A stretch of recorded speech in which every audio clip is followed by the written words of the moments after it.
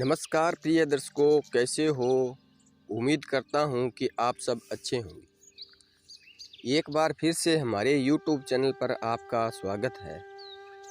तो प्रिय दर्शकों, आज की वीडियो बहुत ही ज्ञानवर्धक है, इसीलिए वीडियो के अंत तक बने रहना। आज की वीडियो है मांस खाना पुण्य है या पाप। इसके बारे में आज की वीडियो में मैं बताऊंगा। तो प्रिय दर्शकों, वीडियो के अंत तक बने रहना और हमारे YouTube चैनल को सब्सक्राइब कर लेना और बेल आइकन दबा लेना ताकि आगे की वीडियो आप तक पहुंच सके। धर्म के मुख्य धर्म ग्रंथ उपनिषदों का सार भागवत गीता में पशु हत्या पाप मानी गई है और मांस खाने के संबंध में स्पष्ट रूप से मना किया गया है। इतना ही नहीं, पशुओं के मांस के संबंध में परमात्मा की सभी रचनाओं को अपनी आत्मा से प्यार है, अर्थात मारना नहीं चाहिए। जैसे हम जानते हैं कि इस दूसरों का भी वही आत्मा है जो हमारी है। अथर्ववेद में कहा गया है, मानव के लिए चावल दाल फल सब्जियां हैं। माता ई रिक्शा में ही समाज की उन्नति है। चार पैर वाले पशुओं की रक्षा करनी चाहिए। गीता में मांस खाने या नहीं खाने की बजाय विभाजित किया गया है और विचार बनते हैं जो मनुष्य और मांस जैसी चीज़ें तामसिक भोजन कहलाती है। इस तरह का भोजन करने वाले लोग अक्सर रोगी होते हैं। सात्विक आहार आयु को बढ़ाने और तंदुरुस्त होने वाला और बल बुद्धि और स्वास्थ्य को वृद्धि प्रदान करने वाला होता है। तो प्रिय दर्शकों, एक समय की बात है, एक दिन श्री कृष्ण यमुना तट पर बांसुरी बजा रहे थे। उसी समय एक घटना घट गई। एक हिरण दौड़ता हुआ वहां आया और उनके पीछे जाकर छिप गया। हिरण बहुत ही डरा हुआ था। श्री कृष्ण ने उसके सिर को सहलाते हुए पूछा, क्या बात है। उसी समय एक शिकारी आ गया। ये मेरा शिकार है, कृपया आप मुझे प्रदान करें। तभी श्री कृष्ण ने कहा, हर जीवित प्राणी संसार में है। सबसे पहले खुद का अधिकार होता है, न कि किसी और का। ये बात सुनकर शिकारी को क्रोध आ गया। शिकारी ने कहा, तुम मुझे ज्ञान का पाठ मत पढ़ाओ। मैं इतना जानता हूँ, ये मेरा शिकार, इस पर मेरा अधिकार है। मैं इसे मारकर खाना चाहता हूँ, अर्थात मेरा भोजन है। भगवान कृष्ण, किसी भी जीव को मारकर खाना पाप है। क्या तुम पाप के भागीदार बनना चाहते हो? मांसाहार पुण्य है या पाप, यह तुम नहीं जानते। शिकारी बोला, मैं आपके जैसे ज्ञानी नहीं हूँ। मैं क्या जानूँ मांसाहार में, तो बस इतना जानता हूँ कि अगर मैं शिकार नहीं किया तो मुझे खाना नहीं मिलेगा। मैं भी तो इस जीवन का जीवन मुक्त कर रहा हूँ और मैं भी तो पुण्य का कार्य कर रहा हूँ। फिर आप मुझे ये पुण्य का कार्य करने से मना क्यों कर रहे हो? जहाँ तक मैंने सुना है, राजा महाराजाओं ने भी शिकार किए। शास्त्र में यह बताया गया है, मेरे हिसाब से तो पुण्य है। फिर मुझ गरीब को शिकार करना सही नहीं है। क्या निर्धन व्यक्ति के लिए भी पाप है? मुझे आप ही बताइए, मांस खाना पाप है या पुण्य? शिकारी की मुख्य ऐसी बातें सुनकर भगवान श्री कृष्ण इसी बुद्धि भ्रष्ट हो गई। मांस खाने के कारण सोचने समझने की शक्ति भी नहीं रही। भगवान श्री कृष्ण ने कहा, कहाँ ध्यान सुनो, तुम्हें एक कहानी सुनाता हूँ, फिर आप ही बताना मांस खाना पाप है या पुण्य। शिकारी सोचने लगा, आखिर मैं इस कहानी को सुन ही लेता हूँ, मेरा मनोरंजन भी हो जाएगा और मुझे मांस भी मिल जाएगा। भगवान श्री कृष्ण कहते हैं, एक राजा के राज्य एक बार अकाल की वजह से उत्पादन कम हो गया। प्रजा में भूखमरी छा गई।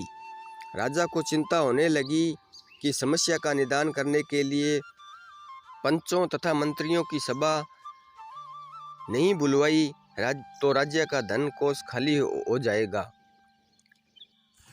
ऐसी में संग्रहित धन खत्म हो जाएगा। सलाहकारों से धन रात्रि के बारे में सभी से पूछा जाने लगा, अर्थात प्रस्ताव रखा गया। आदि धन को उगाने के लिए श्रम करना पड़ता है और समय भी काफ़ी लगता है। ऐसे में तो कुछ भी सस्ता नहीं हो सकता।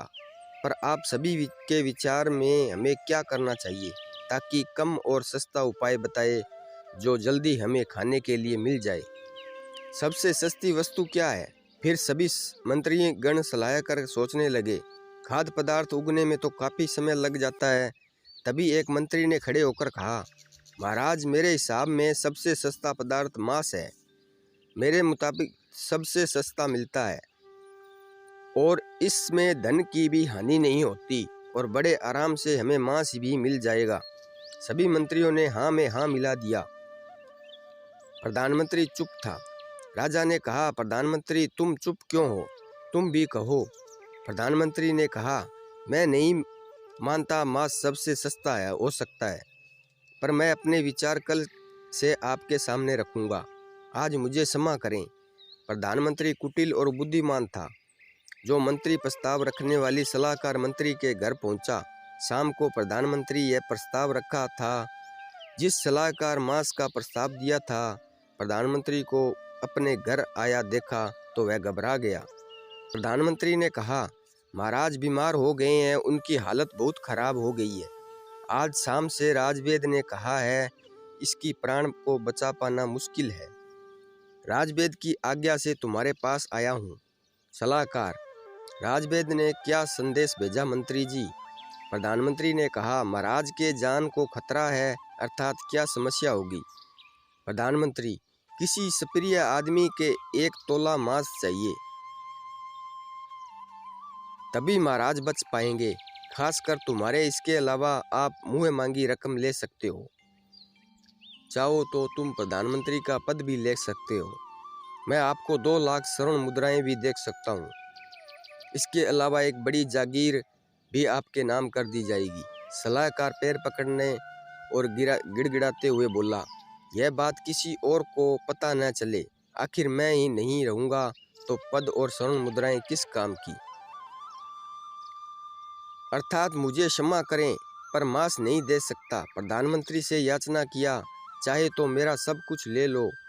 आप 2 के जगह पर 4 लाख स्वर्ण मुद्राएं मेरे से ले लो, लेकिन मुझे जाने दो। प्रधानमंत्री वहां से स्वर्ण मुद्राएं लेकर चला गया। राजा की सभी सलाहकारों ने सब ने अपने बचाव के लिए प्रधानमंत्री को 1 लाख, कोई 3 लाख स्वर्ण मुद्राएं दिए। इस प्रकार प्रधानमंत्री ने इतना धन एक ही रात में करोड़ स्वर्ण मुद्राएं जमा कर ली और सुबह होने से पहले अपने महल पहुंच गया। अगली सुबह राज्यसभा में सभी समय से पहुंच गए। कोई भी किसी को रात की बात नहीं बता रहा था।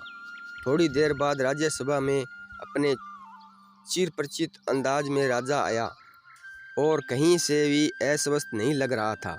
राजा को तो कुछ हुआ ही नहीं था जैसे लग रहा था। सभी मंत्रीगण सोचने लगे, वास्तव में प्रधानमंत्री ने उसे झूठ बोला था। सभी के मन में यह विचार चल रहा था।